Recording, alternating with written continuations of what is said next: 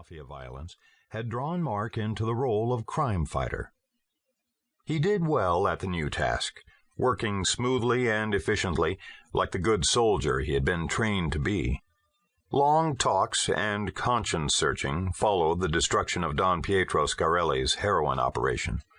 The result was dedication of the three-man team to full-time efforts on behalf of those who could obtain little help from the police and no justice in the permissive courts.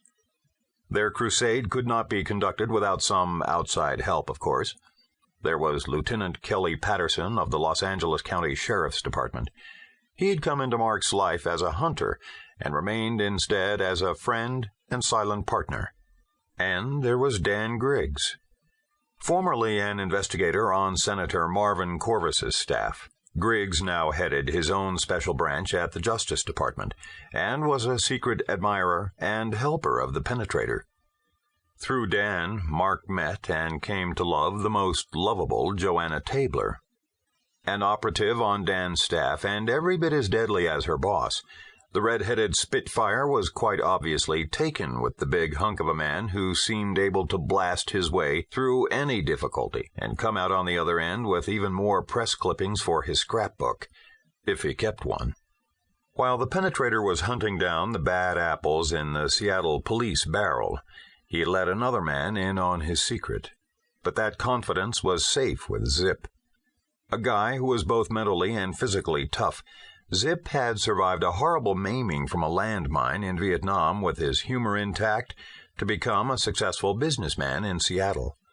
His past loyalty to Sergeant Mark Harden, his former team leader during their combat days in Southeast Asia, and a bushel of money ensured that the penetrator's identity would remain behind Zip's tightly closed black lips. Lastly, there were Tony Rossi, an old school chum in trouble, and best of all, the joyfully libidinous Angie. It was during the time that Mark was recuperating from the wounds he received in his battle to unmask an imposter in Boston that the professor's phone call and package of information reached him at the Ritz-Carlton. It took him from Angie's loving arms to fire up the engines of a rental Beach Duke, load his battle gear aboard, and head for the Southland. Cruising at 30,000 feet in the pressurized twin prop job, he appreciated its advantages over his old Baron. In addition to an autopilot, the Duke had radar, a computerized and digital readout DME and RDF system that nearly allowed the craft to fly itself. Why, if a Vortac station wasn't exactly on his course, all he had to do was dial it over to his true course line, and the onboard computer gave him an adjusted continuous countdown in miles to his destination. Just like TWA. He used these modern miracles of aviation to full advantage. In fact, now he was more anxious than ever for delivery of the Duke he had ordered from the factory with special interior modifications.